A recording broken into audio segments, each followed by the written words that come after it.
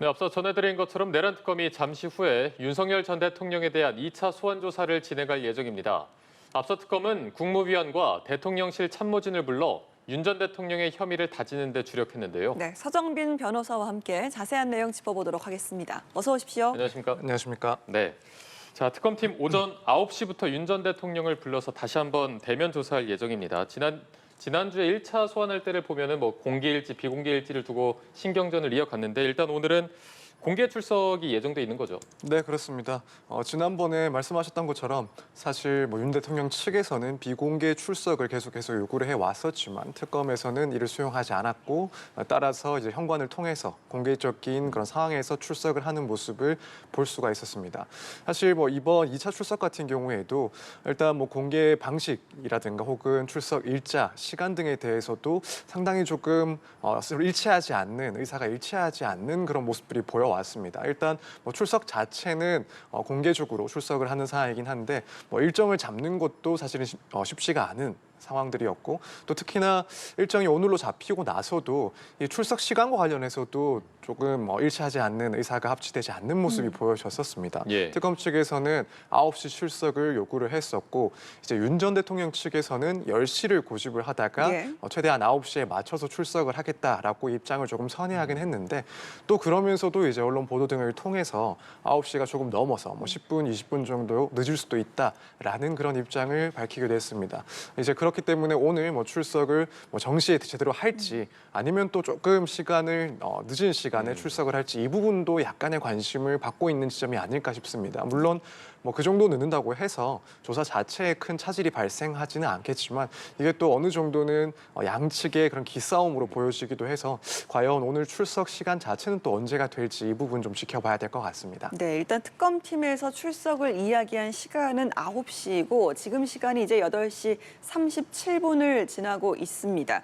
예정대로라면 이제 잠시 후면 자택에서 나서서 출발을 해야 되는데 아직까지는 저희가 보여드리는 화면상에서는 윤 전 대통령이 이동을 하는 것으로 보이진 않고 있는 상황입니다. 조금 전에 말씀하셨지만 개인 사정상 10분 내지 20분 늦을 수도 있다라는 걸 이제 변호인단 측에서 특검 측에 말을 한 게 아니고 언론 쪽으로 이야기를 해서 그래서 이제 특검 쪽에서도 그렇게 좀 알게 됐다. 개별 연락은 따로 없었다. 이런 말도 밝히기도 했었는데요. 이거는 좀 어떤 의미로 봐야 될까요? 사실 이제 이런 시간 조율 같은 것들은 기본적으로는 할 수가 있습니다. 물론 이렇게 언론을 통해서 하는 것보다는 수사기관과 네. 직접 소통을 하면서 조율을 하는 경우들이 있고 다만 이제 조금 특이한 점은 말씀하신 것처럼 이제 언론을 통해서 이런 점들을 먼저 비췄다는 것 이것도 상당히 특이하기도 하고 당일날 특별한 일정이 생겨서 시간을 늦추는 경우들이 종종 있긴 한데 이렇게 수사가 시작되기 며칠 전부터 예. 그때 시간을 늦게 출석을 할 수도 있다라고 알리는 경우는 또 좀 드문 상황이긴 합니다. 그렇기 때문에 실제로 이제 그런 시간상의 문제가 발생할 수 있어서 이런 이야기가 나왔다라기보다는 결국에는 뭔가 이 수사의 주도권과 관련해서 그것을 조금 뺏기지 않으려는 그런 움직임이 아니었을까 이렇게 생각이 됩니다. 물론 사실 출석을 10분, 20분 조금 늦는다 해서 수사의 그런 주도권을 뺏기냐 뺏기지 않느냐 이런 문제가 발생하지는 않는다고 보지만 이후에 그런 변론 방향과 관련해서도 조금 이점이 있다라고 판단을 한 것이 아닐까. 지금 계속해서 수사 일정, 시각 혹은 출석 방식 혹은 수사의 그런 내용 네. 등에 대해서 하나하나 문제를 제기해 오던 사항이었고 이번 그 수사의 그런 시작 시간 역시도 그 중에 하나라고 보여집니다. 이 말은 이후에 재판 단계에 나가서 결국 이 전체적인 수사의 흐름들, 수사의 과정들이 적법한 절차를 통해서 이루어지지 않았다. 일방적이고 강압적인 형태로 이루어졌다. 따라서 이 수사의 정당성이 상당히 결여가 되어 있다. 이런 점들을 추후에 주장하기 위한 그런 바탕이 좀 깔려 있지 않나 이렇게 생각을 좀 해볼 수가 있을 것 같습니다. 예, 주도권을 위한 기싸움으로 보이고 또 이후에 재판 단계를 좀 생각한 어떤 전략이다라고 말씀하셨는데 사실은 이전에 원래는 이제 오늘 10시까지 조율을 좀 해달라라고 했는데 특검 측에서 거절을 했단 말이죠. 계속해서 좀 이런 부분도 저희가 신경전이다 이렇게 봐야겠습니까? 네, 그럴 것 같습니다. 이제 특검 측에서 생각을 해보자면 사실 출석의 그런 구체적인 방식, 시간 등에 대해서 또 민감할 수밖에 없는 것들이 물론 이 수사의 결과 역시도 국민들이 주목을 하고 있겠지만 그 과정 역시도 공정한가, 특혜 없이, 차별 없이 예. 이루어지고 있는가 이 점들 상당히 주목하고 있는 점이라고 인식을 하고 하고 있을 것입니다. 따라서 이런 시간 조율과 관련한 문제도 상당히 강경한 태도를 취한 것이 아닐까. 일단 그렇게 보이는 점이 있고 또 한편으로는 이제 특검에서 조금 검토하고 있는 카드 중에 하나가 될 수 있는 추후의 그런 강제 구인 절차와 관련해서도 좀 전략적인 배경이 깔려 있다라고 생각이 듭니다. 네. 이제 이후에 체포영장이라든가 혹은 나아가서는 이제 구속영장을 청구할 수도 있다라는 이야기들이 나오고 있는 상황인데 이렇게 조율을 윤 전 대통령 측에서 시도를 하다가 이제 특검 측과 상당히 마찰이 빚어지는 모습들이 계속 쌓이게 된다면 이후에 특검 입장에서 구속영장과 같은 그런 영장 청구를 할 때 이 점을 좀 부각을 시킬 수 있다라고 보여집니다. 예를 들어 도주의 우려와 관련해서 혹은 증거인멸 우려와 관련해서 그동안 이 수사에 상당히 비협조적으로 나왔다. 그런 출석 시간과 관련해서도 이런 세밀한 부분까지도 하나하나 반대를 한다거나 문제 제기를 해왔다. 따라서 이런 사정들을 봤을 때 앞으로 수사 과정에 있어서 뭐 증거를 인멸할 우려가 상당히 높다라고 보여진다.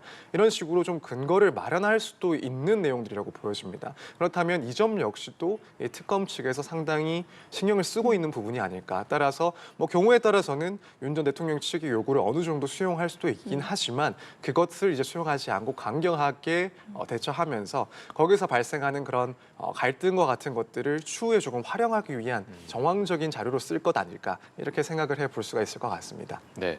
앞서 저희가 이제 지난 1차 출석 당시의 모습을 돌이켜 봤을 때 포토라인을 지나치면서 취재진의 질문이 있었습니다. 뭐 지하 주차장으로 들어가지 않은 이유나 진술 거부권을 행사할 것인가 이런 질문이 있었는데 끝내 답변을 하지 않고 그대로 들어갔거든요. 이번에는 좀 어떻게 예상을 하십니까? 사실 뭐 이번에도 마찬가지 특별한 메시지는 표현하지 않고 결국 출석을 하지 않을까 예상을 해볼 수가 있을 것 같습니다. 지금 뭐 윤 전 대통령 같은 경우에는 이미 뭐 헌법 재판, 그러니까 탄핵 심판에서부터 지금 진행 중인 그런 형사 재판에 이르기까지 매번 출석을 할 때마다 어떠한 메시지를 내놓지 않을까 상당히 궁금해했었는데 한 번도 이제 특별한 메시지, 의미 있는 그런 내용을 말한 적이 없긴 합니다. 사실 과거에 그런 유력 정치인들이 재판이나 혹은 수사에 임할 때 태도들을 비춰보면 뭐 과거에 뭐 수사에 혹은 재판에 성실히 임하겠다 혹은 뭐 진실이 제대로 밝혀지기를 희망한다 이런 내용들을 말하거나 혹은 국민들에 대해서 일단 사과를 하는 그런 모습들이 비춰졌었는데 그렇기 때문에 이제 윤 전 대통령의 그런 출석과 관련해서 이런 메시지가 나올 수 있지 않을까 계속해서 조금 관심을 가지고 지켜봤던 상황입니다. 하지만 앞서 그런 상황들에서 한 번도 그런 유의미한 이야기들은 없었고 마찬가지로 이번 역시도 특별한 메시지는 없지 않을까 생각이 됩니다. 어떠한 메시지를 말하기에는 이미 시기적으로 조금 상당히 늦었다라고 보여지고 뭐 지금 와서 뭐 수사에 뭐 적절하게 임하겠다 혹은 적극적으로 임하겠다라는 메시지를 직접 말하기에는 조금 많이 늦었다라고 생각합니다. 그래서 뭐 이야기가 있다 하더라도 이제 윤 전 대통령의 입에서 나온다기보다는 이 대리인들을 통해서 뭔가 메시지가 나올 수 있긴 하지만 뭐 직접적인 윤 전 대통령의 발언은 듣기가 조금 어려운 상황이 아닐까 개인적으로는 이렇게 추측을 하고 있습니다. 네. 자, 1차 조사 때를 생각을 해보면요. 15시간가량을 특검에 머물렀는데 실제로 이제 조사가 진행된 시간만 따지면 5시간가량으로 전해지고 있지 않습니까? 이번에도 박창환 총경이 이제 뭐 세포 방해 혐의 조사를 담당을 한다고 하는데 지난번처럼 뭐 오후에 조사를 거부하기도 하고 이런 부분이 있어서 이제 같은 인물이 조사를 하게 되니까 1차 때와 같은 갈등이 반복될 가능성 이 부분은 얼마나 보시나요? 네, 그럴 가능성도 상당히 있다라고 보여집니다. 일단 지금 윤 전 대통령 측에서는 이 체포영장 집행 방해, 그러니까 특수공무 집행 방해 혐의와 관련해서 경찰이 가해자이기 때문에 그리고 윤 전 대통령은 피해자이기 때문에 이 가해자인 경찰이 윤 전 대통령을 조사하는 것은 부당하다라고 주장을 해서 이제 검사가 조사를 해야 된다라는 주장을 했습니다. 또 한편으로는 이 박 총경이 당시에 체포영장을 집행하는 데 관여를 했기 때문에 마찬가지로 이 사건에 있어서 수사를 해서는 안 된다라는 주장이었습니다. 다만 이제 특검 측에서는 여기에 대해서 정면으로 반박을 했죠. 네. 이제 박 총경 같은 경우에는 실제로 영장 집행에 관여한 바가 없고 또 사건의 연속성, 조사의 연속성을 고려했을 때 원칙적으로 박 총경이 2차 조사 때도 형태로 수사를 진행할 것이다라는 점을 확실하게 밝혀놓은 상황입니다.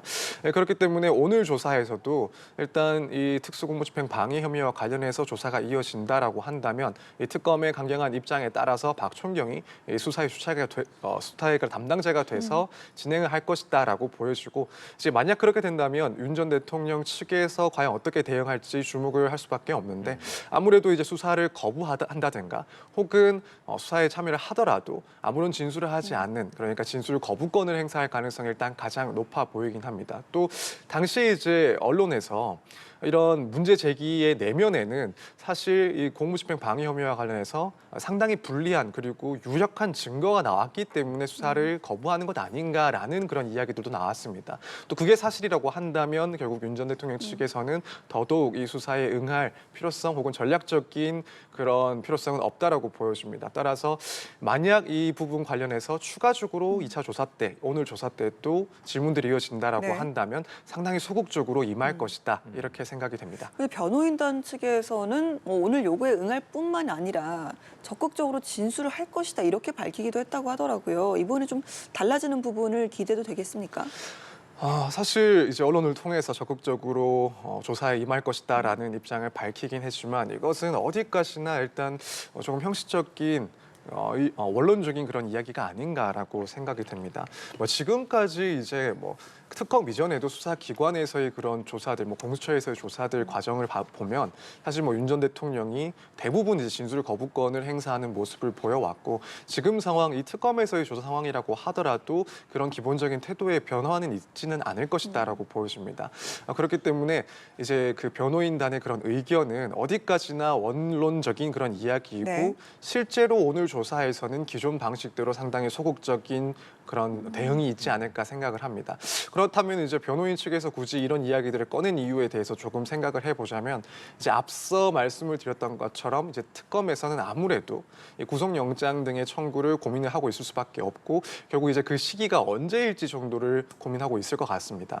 그 점은 당연히 윤 전 대통령 측에서도 충분히 예견을 하고 있는 사항이 아닐까. 그렇다면 이렇게 중간중간에 조사에 성실히 임할 것이다, 또 성실히 임하고 있다 이런 메시지를 표시를 하면서 향후에 있을 그런 영장과 관련된 재판에서 이제 변론을 하기 위한 한 가지 방어 수단으로 이런 이야기들을 하고 있는 것 아닌가 이렇게도 조금 짐작을 해볼 수 있지 않을까 생각이 됩니다. 네, 실제로 이제 법원에서 영장을 발부할 때 이런 재판이나 소환 조사에 임하는 모습 등이 어느 정도로 반영이 되는 겁니까? 의미 있는 수준으로 이제 반영이 될 수가 있습니다. 이제 예를 들어 구속영장 청구를 한다라고 하면 물론 이제 중요한 그 요건 중에 하나는 사안의 중대성이고 또 하나는 이제 도주의 우려라든가 혹은 증거인멸의 우려입니다. 사실 여기에는 조사 당시의 태도 같은 것들이 곧바로 포함된다라고 볼 수는 없지만 이 조사에 응하는 태도는 결국에는 증거인멸 혹은 도주의 우려가 있는지 없는지를 어느 정도 판단할 수 있는 배경 정황이 될 수는 있습니다. 그렇기 때문에 아무래도 이제 특검 측에서는 이런 상황들을 상당히 신중하게 그리고 또 의미 있게 바라보고 있지 않을까. 향후에 영장 청구를 했을 때 분명히 이런 조사에 임하는 태도 역시도 영장이 필요하다라는 이유 중에 하나로 근거로 들 겁니다. 예를 들면은 이미 객관적인 그런 실체들이 다 확인되어 있는 상황, 증거들이 충분히 확인되어 있는 상황임에도 불구하고 윤 전 대통령은 출석을 하고 나서 특별히 의미 있는 진술을 하지 않았다 혹은 진술을 계속 거부를 해왔다. 이것은 결국 실체 진실을 발견하는 것을 회피하고 또 책임 없는 태도를 보여주는 것이고 이제 이후에는 증거인멸의 우려가 보이는 그런 정황이다. 이 점을 분명히 강조를 할 겁니다. 그렇기 때문에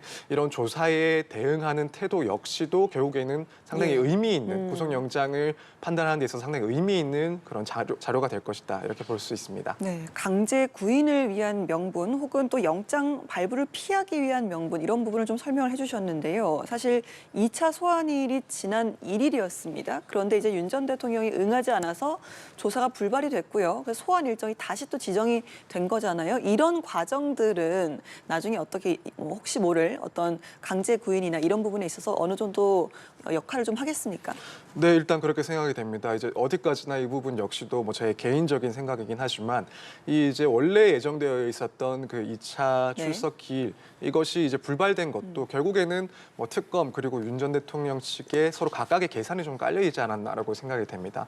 일단 윤 전 대통령 측 입장에서 생각을 해보자면 우선 1차 소환에는 분명히 응해서 또 출석을 하고 또 조사에 임했었습니다.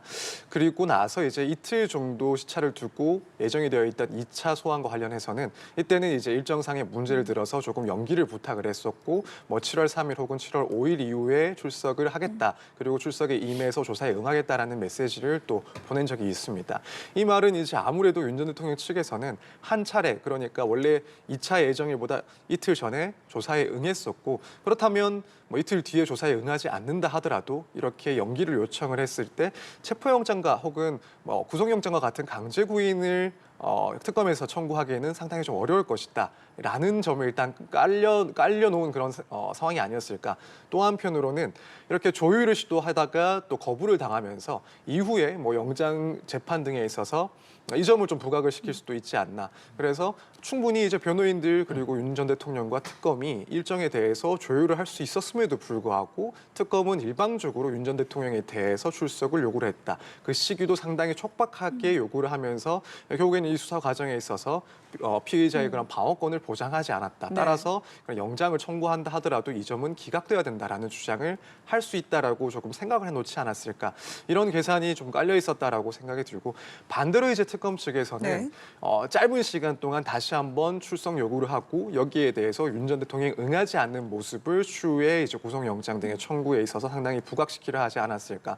이 점은 앞서 설명드린 것처럼 피의자가 이런 출석 과정에 대응하는 태도를 두고 이것이 결국에는 상당히 불성실하다. 따라서 영장을 청구해서 신병을 확보할 필요가 있다라는 점을 부각시키기 위한 그런 의도 역시도 있지 않았을까. 그래서 이 양측에 상당히 조금 계산된 그런 일정 조율이 아니었을까라고 생각이 좀 됩니다. 네. 자, 오늘 2차 조사에서 어떤 부분을 쟁점적으로 다룰지 한번 자세히 짚어보도록 하겠습니다. 내란 특검 관계자가 어제 이제 퇴근길에 기자들과 만나서 윤 전 대통령의 체포 저지 의혹부터 조사를 시작할 것 같다라고 밝혔는데 글쎄 어떤 쟁점이 가장 부각될 거라고 보십니까? 네, 일단 지금 1차 조사에서 제대로 조사가 진행되지 않은 부분 중에 하나가 바로 영장 집행을 방해했다는 특수공무집행 방해 혐의입니다.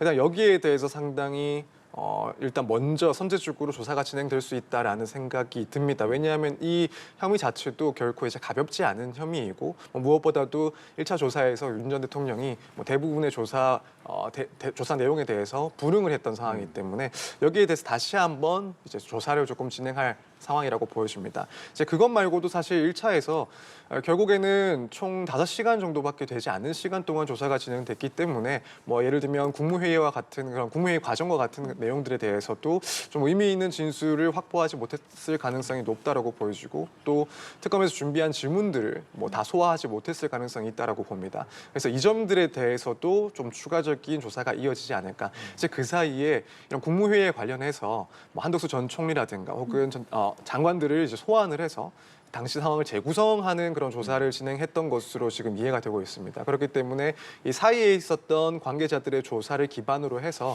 국무회의 전후 과정에 대해서 다시 한번 이제 윤 전 대통령에 대한 질문들이 이어지지 않을까라고 생각을 해볼 수가 있을 것 같습니다.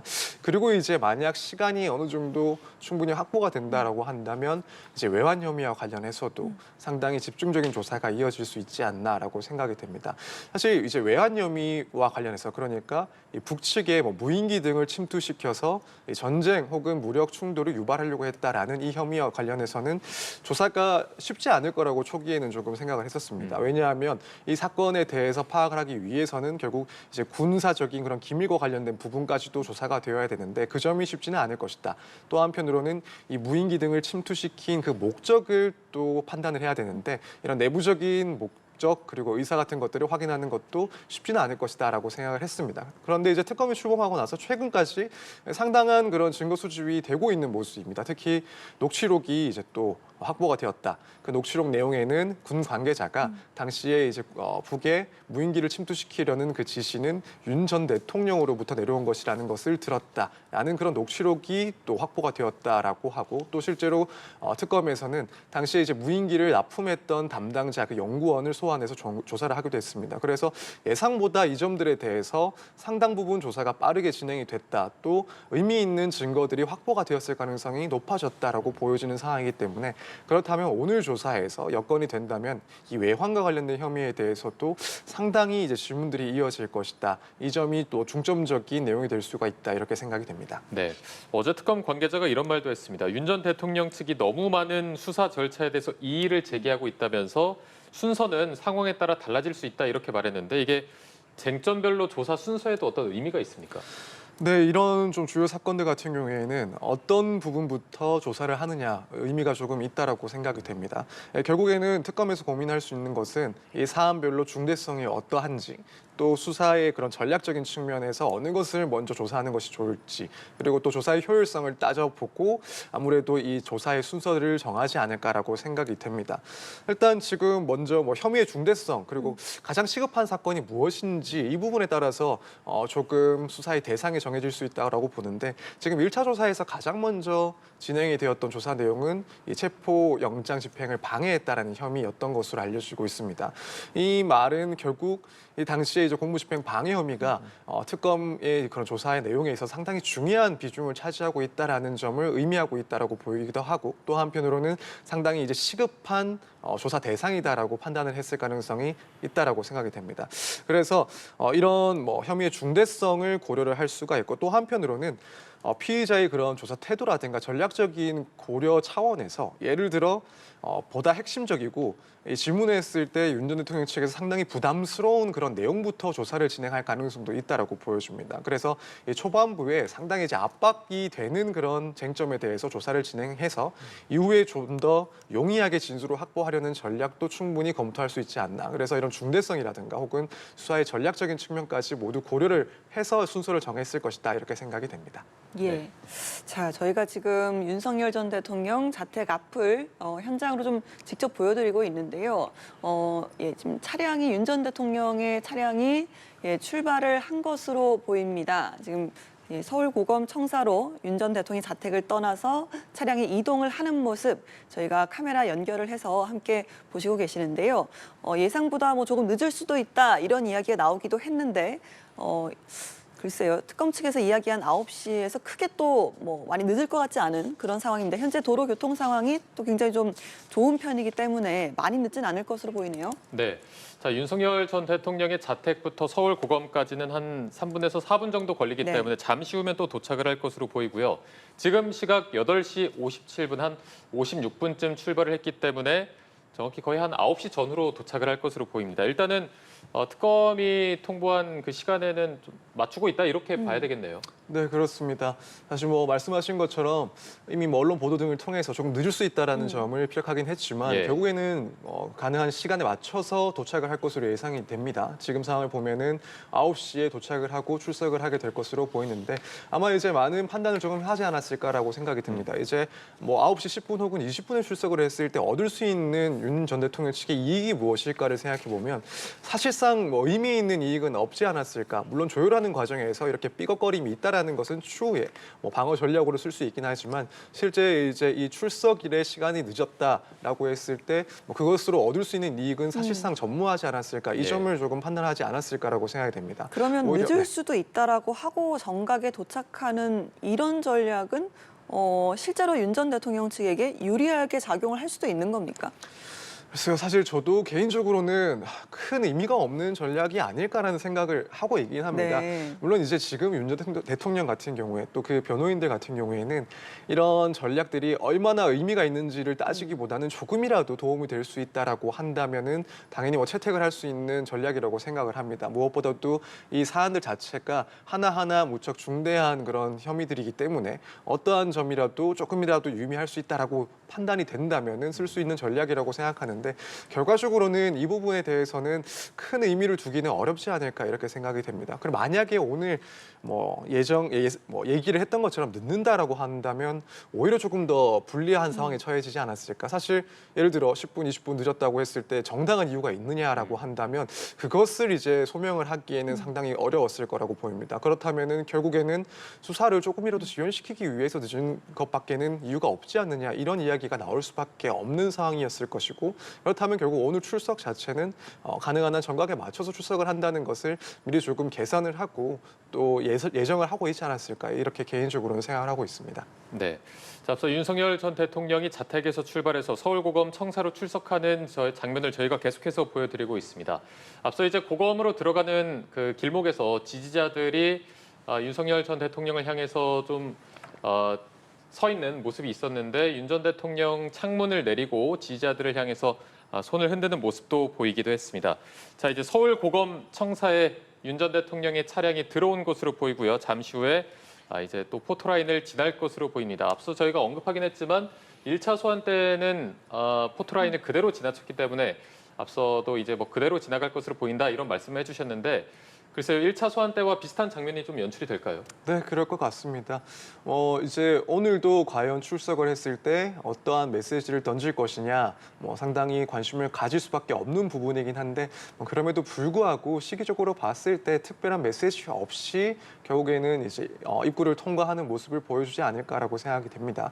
무슨 메시지를 내기에는 조금 시점으로 늦은 감이 없지 않아 있습니다. 예. 통상적인 이런 경우에 책임 있는 그런 수사에 임하는 태도를 보이겠다라고 이야기를 한다든가 혹은 일단 국민들에게 사과를 한다, 책임을 지겠다라는 그런 메시지를 던질 수도 있다고 보이는데 예, 지금 지금까지는 차량이 9시 40 정각에 도착을 했고 차량에서 이제 차 문이 이제 열리는 것으로 보이는데요. 윤 전 대통령이 차량에서 내려서 이제 출석을 하는 장면을 또 저희가 함께 보시고 계십니다. 차량 문이 이제 열리네요. 네, 윤 전 대통령의 모습이 좀 보이고요. 자, 포토라인에 다시 또 지나치는 건지 기자들이 또 질문을 하고 있는데 하시는 건가요? 사후 개혁 소품은 관여 안 하셨나요? 네, 폐기는 왜 승인하셨나요? 예, 기자들의 질문에 따로 답변이나 어떤 입장 표명 없이 바로 청사 안으로 입장을 하는 모습까지 저희가 함께 보셨습니다. 여기까지가 이제 윤 전 대통령의 모습을 볼 수 있는 그런 장면 아니겠습니까? 네, 그렇습니다. 무척 짧게 이제 노출이 되고 끝이 나는 그런 출입 모습이었습니다. 이제 이후에는 조사실로 올라가서 조사를 네. 시작할 건데 1차 같은 경우에도 한 10몇 분 정도가 지나서 조사가 시작이 되었다라고 합니다. 이제 당일날 있을 조사 내용 혹은 절차 등에 대해서 간략하게 언급을 하고 그리고 나서 조사를 시작하는 과정들이 1차에는 있었는데 이번 역시도 특별하게 차담을 한다든가 이런 시간은 가지 않을 것으로 예상이 되고 네. 그렇다면 마찬가지로 10여 분 정도 오늘 조사 내용에 대해서 간략하게 언급을 하고 곧바로 조사에 돌입하지 않을까 이렇게 예상이 됩니다. 네. 자, 거의 조금 전 서울고등검찰청으로 출석하는 윤석열 전 대통령의 모습을 보여드리고 있습니다. 1차 소환 때와는 거의 동일한 모습으로 보일 만큼 바로 이제 질문에 답을 하지 않고 출석을 했는데 앞서 이제 오늘 조사에서는 어떤 부분에 좀 쟁점을 두고 조사할 것인가에 대해서 얘기를 나누고 있었습니다. 굉장히 쟁점이 많습니다. 국무회의 의결 과정이나 외환 혐의, 또 비화폰 삭제 지시 등 여러 쟁점이 남아 있는데 그래서 이 각 부분들에 대해서 어떤 식으로 들여다볼지 이 부분도 궁금하거든요. 네, 일단 지금 국무회의 관련해서 당시에 이제 국무위원들을 소집하게 된 경위부터 또 이후에 국무회의 과정에서 어떠한 의견 진술들이 있었는지 또 2차적으로 이제 계엄 해제 의결이 나오고 나서 있었던 국무회의에서는 누가 참석을 해서 어떠한 진술들을 했는지 이 부분에 대해서 이제 윤 전 대통령을 통해서 조금 더 진술들을 확보하려 하지 않을까 생각이 됩니다. 사실 지금 특검에서 이 국무회의와 관련해서 윤 전 대통령에 대해서 들여다보고 있는 혐의는 결국에는 직권 남용입니다. 지금 당시에 비상 계엄과 관련해서 내란 혐의에 대해서는 이미 재판을 진행하고 있기 때문에 여기에 대해서 특검은 조사를 해서 뭔가 특별한 결과를 낼 수는 없는 부분인데 당시 국무회의 상황을 재구성함으로써 이제 국무위원들에 대해서 직권을 남용해서 의무 없는 일을 하도록 혹은 그런 권리 행사를 방해하는 것 아닌가라는 점에 대해서 들여다보고 있는 상황입니다. 예컨대 당시 계엄 선포 이전에 국무위원들을 소집하면서 일부 국무위원들에게는 그 소집 통지를 하지 않은 것으로 지금 알려지고 있는데 그 이유가 무엇인지 경우에 따라서는 당시에 비상계엄을 선포할 때 그 전에 국무회의에서 반대를 할 수 있는 그런 위원들에 대해서는 일부러 소집 통지를 하지 않았던 것은 아닌지 그렇게 해서 이 국무위원들의 그런 심의권을 권리 행사를 방해한 것은 아닌지 이런 직권남용 혐의를 좀 들여다보고 있습니다. 따라서 당시 이제 국무회의와 관련해서는 이런 부분들에 대해서 조사를 진행할 것이다라고 보여지고 그리고 이제 외환 문제와 관련해서 외환 혐의와 관련해서는 최근에 이제 나왔던 그런 녹취록과 관련해서 이걸 근거로 해서 윤 전 대통령에게 상당 부분 질문을 할 가능성이 높아 네. 보입니다. 결국에는 작년에 이 북한의 무인기를 침투시킨 그 이유가 무엇인지 이것을 지시한 것이 녹취록에서 지금 나오고 있는 내용처럼 윤 전 대통령 본인이 내린 지시인지 또 만약 그것이 사실이라고 한다면 이런 무인기를 침투시키려고 했던 그 의도는 무엇인지 여기에 대해서 상당 부분 이제 질문을 할 것이라고 생각이 됩니다. 물론 사실 이 부분 윤 전 대통령 측에서는 상당히 소극적으로 진술을 하지 않거나 진술을 거부할 가능성이 높아 보이긴 하지만 일단 특검 입장에서는 이 준비된 질문을 소화하는 것 자체로도 의미가 있기 때문에 이런 조사는 진행이 될 것이다라고 보여집니다. 그리고 이제 그밖에 이제 특수공무집행 방해 혐의 역시도 1차 조사에서 사실상 제대로 조사가 되지 않았기 때문에 예. 다시 한번 이제 조사를 진행할 가능성이 충분히 높지 않나. 물론 여기에 대해서 윤 전 대통령이 1차에서와 마찬가지로 현재 경찰이 수사하는 방식은 동의할 수가 없기 때문에 수사에 응할 수가 없다라는 태도를 취할 수도 있긴 합니다. 근데 이제 이 점 역시도 특검에서는 조금 예측하고 있을 부분이 아닌가 싶고 마찬가지로 질문을 소화하는 것이 의미가 있기 때문에 조사는 충분히 진행될 가능성이 있다. 그래서 각각의 쟁점들에 대해서는 이런 내용으로 일단 오늘 조사가 진행되지 않을까 생각이 됩니다. 네, 말씀하신 것처럼 오늘도 원칙적으로 박창환 총경이 조사자로 이제 들어가는 것으로 전해지고 있는데 윤 전 대통령 측에서 지난번처럼 다시 또 뭐 교체 등을 요구를 하면서 수사를 거부한다라고 하면 특검 측에서 할 수 있는 조치는 좀 어떤 것들이 있을까요? 일단 가장 먼저 생각을 해볼 수 있는 것은 일단 그 조사 부분은 비워두는 것 이것을 하나 생각해 볼 수가 있고 또 하나는 뭐 수사 담당자를 교체해 보는 것도 일단 가능성은 아예 없지는 않다고 생각이 듭니다만 실제로 이제 그럴 가능성은 뭐 현실적이지는 않다라고 생각이 됩니다. 왜냐하면 이제 어제까지만 하더라도 특검 측에서는 이 조사자의 변경은 없다. 원칙적으로 그대로 진행을 하겠다라는 입장을 다시 한번 표시를 했기 때문에 이 수사 담당자가 교체될 가능성은 매우 낮다라고 보여집니다. 이제 그렇다면은 결국에는 조사에 응하지 않을 경우 이 부분은 비워두고 다른 혐의들에 대한 조사가 이어질 가능성이 상당히 높지 않나. 물론 이제 한편으로는 지금 이 특검에서는 특히 이 특수공무집행 방해 혐의와 관련해서 조사에 불응한 그런 윤 전 대통령 측의 그런 태도에 대해서 문제를 삼고 수사 방해에 대해서도 이제 조사를 할 것이다라고 또 그리고 뭐 변호인들에 대해서는 징계 절차까지 또 협의할 수 있다라는 입장을 표명한 바가 있습니다. 그래서 이 부분 실제 혐의 사실에 대해서는 비워두고 다양한 압박 수단을 고민할 수는 있다라고 생각이 됩니다. 사실 만약 이렇게 오늘 이 특수 공무집행 방해 혐의와 관련해서 실질적인 조사가 이루어지지 않는다 하더라도 특검 측에서는 어느 정도 예상을 한 그런 시나리오일 수 있고 이 점은 추후에 있을 그런 강제 구인 절차에 있어서 상당히 득이 될 수 있다라고 판단을 할 것 같습니다. 이제 결국에는 얼마나 이제 이 관련된 증거들이 쌓였는지가 중요하긴 한데 만약 객관적으로 어느 정도 증거가 충분히 확보가 됐고 혐의가 충분히 드러난 상황임에도 불구하고 윤 전 대통령 측에서 납득하기가 어려운 그런 이유를 들어 조사에 응하지 않는다라는 점을 추후에 이제 영장 등을 청구하는 데 있어서 상당히 부각을 시킬 수가 있고 그렇게 되면 영장 발부 가능성이 높아진다라고 판단을 할 수가 있습니다. 그래서 특검 측에서는 오늘 뭐 윤 전 대통령의 그런 불응까지도 염두를 해두고 또 이 점이 추후에는 조사 과정에서 오히려 용이한 그런 도움이 될 수도 있다라는 판단 하에 조사를 일단 진행할 수 있다 이렇게 생각이 됩니다. 네, 보통은 이렇게 2차 소환 조사에서도 만약에 협조하지 않는 모습을 보인다면은 특검 측에서는 강제 구인 절차에 들어갈 가능성이 높은지 아니면 또 추가 소환 가능성도 있는지 어느 쪽의 가능성이 더 높다고 봐야 될까요?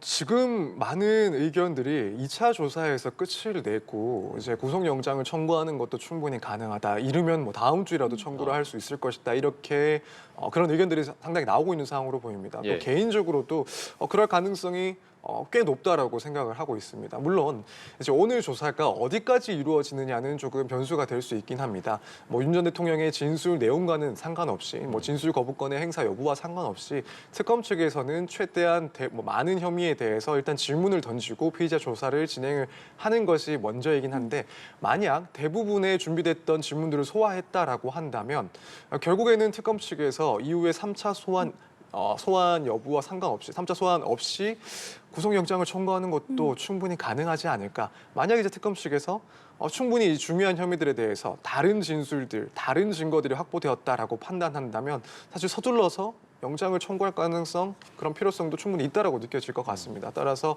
지금 이야기 나오고 있는 구속영장 청구의 가능성, 2차 조사 이후에 청구할 가능성도 상당히 높아지고 있는 시점이다, 이렇게 생각을 하고 있습니다. 예, 그러면 2차 조사 후에 말씀하신 것처럼 특검에서 구속영장을 청구를 한다면 법원에서 발부를 해줄 가능성은 얼마나 봐야 될까요? 사실 이 부분 명확하게 판단하기는 어렵긴 합니다. 이제 결국 중요한 것은 얼마나 이 객관적인 증거들이 확보가 돼서 혐의가 네. 어느 정도까지 입증이 되었느냐, 이 부분이 가장 중요한 건데, 물론 지금 언론을 통해서 특검의 조사 상황에 대해서 개략적인 내용들이 나오고 있긴 하지만 구체적으로 이 혐의를 어느 정도 입증할 수준인지까지는 알 수 없긴 합니다. 다만 이제 그럼에도 불구하고 조금 추측을 하자면 적어도 상당 부분 입증을 자신하고 있는 상황이다라고 네. 생각이 됩니다. 왜냐하면 지금 특검 측에서 초반부터 이제 강제 구인에 대해서 먼저 체포영장을 시도를 했었고, 물론 기각되긴 했지만 상당히 빠른 시간 구속영장 혹은 기타 강제 구인 등을 검토할 수 있다라는 입장을 내비쳤다라고 보여집니다. 그 말은 이미 이제 특검 측에 들어온 그런 사건 기록들을 봤을 때 혐의 입증을 충분히 할 수 있다, 그런 단계에 와 있다라는 점을 의미하는 것이 아닐까라고 생각이 되고, 그렇다면은 이제 1차, 2차 조사까지도 완료가 되었을 때 상당 부분 혐의에 대해서는 입증할 수 있는 그런 방법들이 마련돼 있다라고 생각이 됩니다. 그렇다면은 그 점을 고려했을 때 아무래도 이제 법원 측에서는 지금까지의 수사 내용들, 그리고 윤 전 대통령 측의 이런 태도들 고려했을 때 구속영장을 충분히 조금 고민할 수 있는, 발부할 수도 있는 그런 시점이 되지 않았나, 이렇게 생각을 하고 있습니다. 네, 자 특검팀의 움직임을 봤을 때 윤 전 대통령 2차 소환을 앞두고 이주호 교육부 장관 그리고 박종준 전 경호처장을 줄 소환을 했습니다. 국무위원 전원을 불러 사실관계를 확인하겠다, 이런 방침이었는데 이 인물들은 왜 불렀다라고 분석을 해야 되겠습니까? 네, 일단 이주호 교육부 장관 같은 경우에는 당시 이제 비상계엄 당시 이 국무회의에 소집 통지를 받지 못해서 출석을 하지 못했던 사람으로 알고 있습니다. 그렇기 때문에 당시에 이제 국무회의에 불참하게 된 그 이유에 대해서, 그 배경에 대해서 조사를 했을 것이다라고 보여지는데, 결국 지금 특검에서 윤 전 대통령에 대해서 조사를 하고 있는 혐의 중에 하나가 이제 직권남용 혐의이고, 이 직권남용의 내용은 당시 국무회의를 소집하면서 일부 국무위원들에게 출석을 통지하지 않음으로써 국무위원으로서 행사할 수 있는 그런 권한 행사를 방해했다라는 내용입니다. 그렇다면은 당시에 이제 이주호 교육부 장관 등을 소집하지 않은 것은 의도된 것이 아닐까? 당시에 이제 계엄에 반대할 수도 있는 그런 국무위원들은 애초에 소집 자체를 하지 않은 것 아닌가? 이런 문제들을 지금 살펴보고 있을 것이고, 따라서 여기에 대한 이주호 장관의 그런 진술을 확보했을 것이다라고 보여집니다. 그리고 그 밖에 경호처 관계자들도 지금 2차 조사 사이에, 윤 전 대통령에 대한 2차 조사 사이에 출석을 요구를 해서 조사를 했는데, 결국엔 이 부분 당연히 당시, 그러니까 체포영장 집행 당시에 윤 전 대통령의 이런 어떠한 지시가 있었는지, 체포영장의 집행을 막으라는 지시가 있었는지 여부에 대해서 구체적으로 진술을 들어보기 위해서 불렀다라고 보여지고, 이 부분 당연히 윤 전 대통령에 대한 중요한 혐의점이기 때문에 이런 윤 전 대통령에 대한 조사에 앞서서 이 혐의를 조금 더 다지기 위한 수단이었지 않나, 이렇게 생각이 됩니다. 네. 자, 이렇게 전현직 국무위원들을 줄줄이 또 소환을 해서 조사를 했다라는 거는 비상계엄 국무회의에 대한 혐의만큼은 좀 제대로 다지고 가겠다, 이렇게 좀 봐도 되겠습니까? 네, 그렇습니다. 사실 이제 비상계엄 당시에 국무회의에서 어떠한 내용들이 그런 오갔는지 여기에 대해서 객관적인 증거를 확보하기는 상당히 어려운 상황이었긴 했습니다.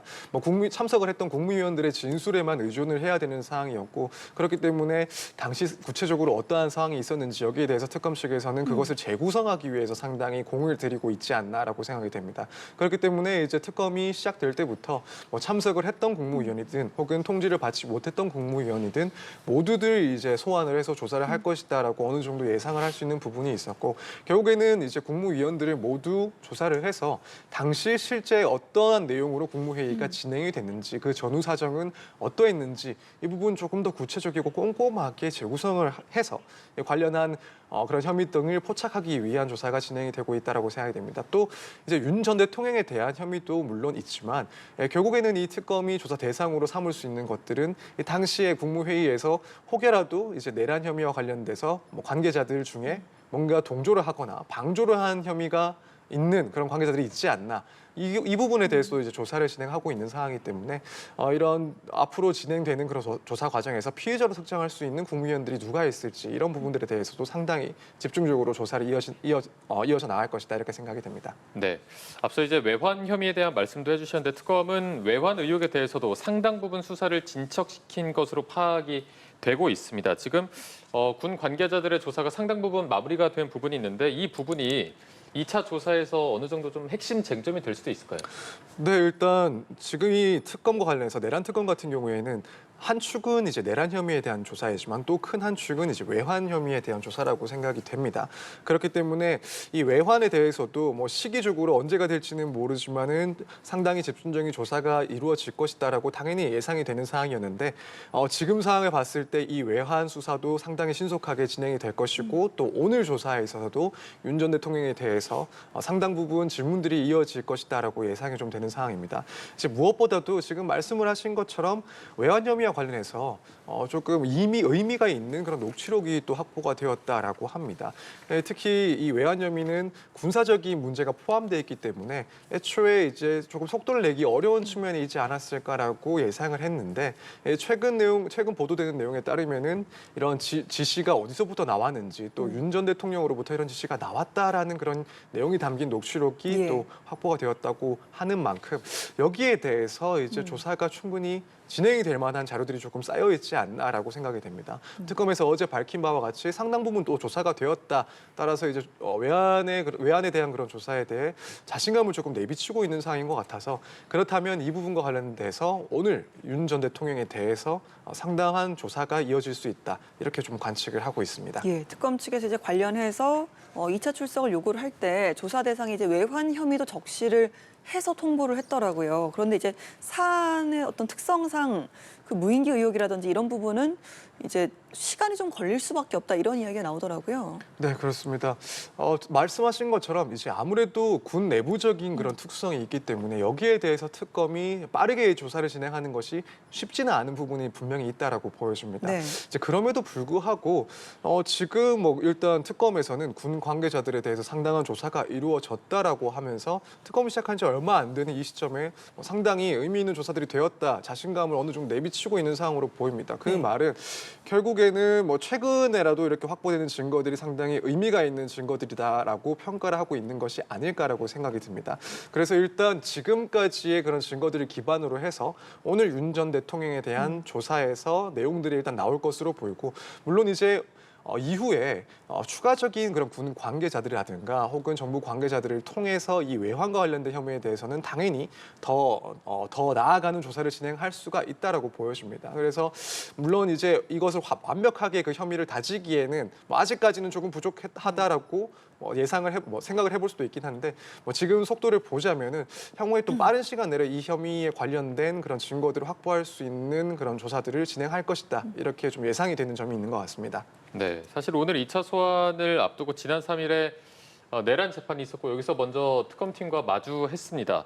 이때 윤 전 대통령 측의 입장을 보니까 특검이 특수본에 사건 인계를 요청했는데 특수본은 이첩을 했다, 법적 효력이 없다, 인계와 이첩은 다르다라고 주장을 했는데 이게 어떤 내용입니까? 일단 윤 전 대통령 측의 입장을 설명을 해드리자면 이제 특검 측에서는 인계 요청을 했다. 그래서 수사 전체를 그대로 이어받는 절차를 요청을 한 것이다라는 건데 그렇지만 이제 결국 경찰 등에서는 이첩을 했다. 이첩이라는 것은 원래 공소 유지를 위해서 사건을 넘겨받는 것이지 인계와는 다른 것이다라고 하면서 이 과정에서 이제 적법성에 문제가 있다라는 주장을 했습니다. 근데 저도 사실 이 부분 이렇게 설명을 드렸지만 사실 명확하게 조금 이해하기는 어려운 주장이라고 생각이 됩니다. 여기에 대해서 특검도 지금 인계든 이첩이든 어쨌든 사건을 넘겨받는다라는 점에서는 본질적으로 동일한 그런 절차이고 또 상식적으로 봤을 때 이 둘의 차이를 구분해서 문제 제기를 삼는 것은 납득하기 어렵다라는 주장을 한 것으로 알고 있고요. 그래서 저도 사실 이 부분에 관련해서는 일단 특검 측의 주장이 조금 더 타당하다라고 보여지고 결국에는 이제 윤 전 대통령 측에서 이런 단어 하나하나에도 신경을 쓰고 문제 제기를 하는 이유는 결국 이 앞으로의 그런 전체적인 재판 과정에 있어서도 조금이라도 문제 제기를 할 수 있는 여지가 있다라고 한다면 계속 문제 제기를 하면서 이 전체적인 사건의 흐름에 있어서 적법하지 못하다는 주장을 이어나가기 위한 포석 중에 하나다 이렇게 생각을 하고 있습니다. 네. 자, 김건희 특검 이야기도 좀 해보겠습니다. 수사를 개시를 하자마자 이제 삼부토건 주가 의혹 조작 의혹을 들여다보기 시작을 했는데요. 16개 사건 중에 삼부토건부터 먼저 강제 수사에 나섰다. 이건 좀 어떤 의미로 봐야겠습니까? 네, 일단 삼부토건 주가 조작 의혹의 그런 중요성을 조금 고려를 했다라고 보여지고 또 한편으로는 해당 사건에 대해서 이제 조금 빠르게 강제적인 방법을 통해서 증거들을 확보할 필요성이 있다라고 고려를 했던 것 같습니다.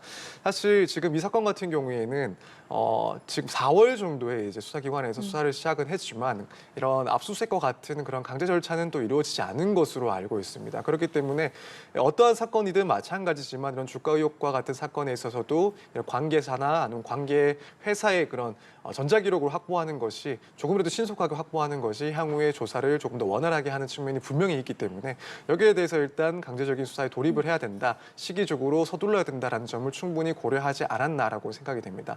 물론 지금 다른 사건들도 조사를 충분히 진행을 하고 있을 것이다라고 보여집니다. 이 특검 측에서는 지금 팀을 나누어서 각각의 의혹들에 대해서 조금 분담하는 형식으로 조사를 진행하고 있고, 예컨대 뭐 도이치모터스 주가 의혹과 같은 사건은 이미 뭐 관계자들이 처벌을 받기도 했었고 추가적인 조사가 또 이후에 이어졌었기 때문에 상당 부분 조사가 진척이 되어 있고 이 부분은 특검 측에서도 검토를 하고 수사를 진행하고 있다라고 보여집니다. 다만 이제 앞서 이 삼부토건 같은 경우에는 말씀드린 것처럼 이 중대성을 고려했을 때 강제적인 수사는 한 번도 돌입한 적이 없었기 때문에 조금 더 빨리 압수수색 절차를 진행했어야 된다라는 점을 상당히 인식을 하고 조사에 돌입하지 않았을까 이렇게 생각이 됩니다. 네, 일단 특검팀에서는 아직 김 여사 소환과 관련해서 구체적으로 논의된 바는 없다라고 밝혔는데, 그렇다면 이 김 여사 소환 조사는 언제쯤 이루어질 것으로 볼 수 있겠습니까?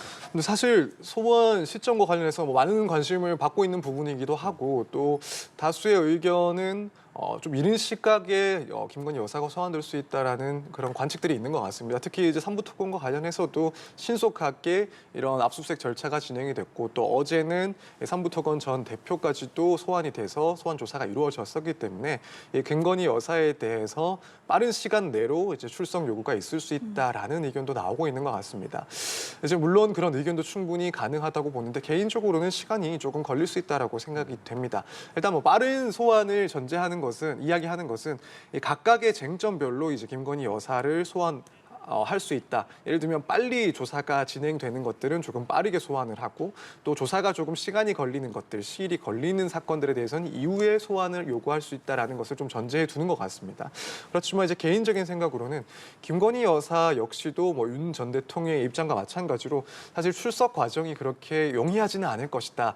이 출석하는 과정에서 이 특검 측과 상당한 마찰이 있을 것이다라고 생각이 됩니다. 그렇다면 특검에서도 이 점을 조금 고민을 하고 있다면 조사가 전반적으로 이 혐의들에 대해서 전반적인 조사가 상당히 진행된 시점이 됐을 때 그때 가서 이제 각 쟁점에 대해서 연속적으로 이제 김건희 여사를 소환하는 방식도 좀 고려를 하고 있지 않을까. 만약 그걸 고려를 하고 있다라고 한다면 이 소환 일시는 뭐 빠르게 진행되는 것은 조금 어렵지 않나 이렇게 개인적으로 생각을 하고 있습니다. 네, 알겠습니다. 저희가 조금 전부터 이제 현장을 연결을 해서 내란 특검팀의 2차 소환에 응한 윤석열 전 대통령이 이제 출석을 하는 장면까지 영상을 함께 보여드렸는데요.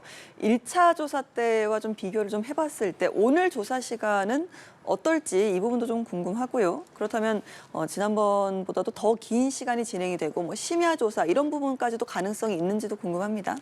네, 일단 지난번 같은 경우에는 실질적인 조사 시간은 5시간 정도에 불과했지만 어쨌든 이제 윤 전 대통령이 이 특검 사무실에 머물렀던 시간은 15시간 정도라고 이제 보도가 됐습니다. 그때와 비교를 해보자면 어쨌든 오늘 조사 역시도 그 정도까지 시간이 소요가 될 수 있다. 실질적인 조사 시간과는 별도로 어쨌든 특검에서 조금 확보를 한 시간은 그 정도가 될 수 있다라고 생각이 되고 사실 1차 조사 때도 심야 시간까지도 조사를 할 수가 있을까 여기에 대해서 이제 윤 전 대통령 측에서 조금 반대하지 않을까 그렇다면은 이른 시간 그러니까 저녁 시간 정도면은 일단 조사가 마무리될 수 있다고 생각했는데 어쨌든 새벽까지도 조사가 진행됐던 것으로 알고 있습니다. 그렇다면 오늘도 이런 뭐 새벽까지 조사가 진행되는 심야 조사도 충분히 진행할 수 있지 않을까 일단 이렇게 전망을 하고 있습니다. 특히 시간이 많이 필요할 수밖에 없는 것이 어쨌든 지금 특검에서 다루고 있는 그런 쟁점들, 그런 혐의들이 하나하나 따졌을 때 상당히 복잡하고 또 질문들도 다수 준비가 되어 있을 만한 그런 내용들입니다. 여기에 대해서 뭐 구체적인 답변이 없다 하더라도 이 질문을 소화하는 데만 하더라도 상당한 시간이 예. 소요가 될 수 있고 또 당연히 오늘 조사에 있어서도 뭐 조금씩 문제 제기를 하면서 조사가 지연될 수도 있다는 점들을 고려했을 때 1차 조사와 거의 비슷한 시간 동안 이제 조사가 진행되지 않을까 이렇게 조금 전망을 하고 있습니다. 예, 조사가 끝나고 나서 또 조서 내용을 확인하는 시간도 상당히 걸리더라고요. 네, 그렇습니다. 이제 보통 같은 경우에는 뭐 일반적인 사건에서 피의자들이 조사를 마치고 나서 열람하는 시간을 크게 이제 할애하지 않는 경우들이 네. 많긴 합니다. 어느 정도 뭐 조사 과정에서 있었던 내용들을 기억을 하고 있으니까 굳이 그런 것들 자세하게 확인하지 않는 경우도 많은데 아무래도 이제 윤 전 대통령 측에서는 이 혐의 자체가 너무 중대하기도 하고 혹여라도 이제 진술한 내용이 그대로 기재되어 있지 않을 경우에는 추후에 이 재판 과정에서 불리한 증거로 쓸 수도 있다는 점을 상당히 이제 민감하게 들여다보고 있을 것입니다. 그렇기 때문에 열람하는 시간 역시도 통상적인 경우와는 비교하기가 어려울 정도로 상당한 시간을 할애할 수가 있다. 이렇게 예상이 됩니다. 네, 알겠습니다. 윤석열 전 대통령의 내란 특검 2차 소환 조사 관련해서 서정빈 변호사와 함께 자세한 내용 짚어봤습니다. 오늘 고맙습니다. 고맙습니다. 감사합니다.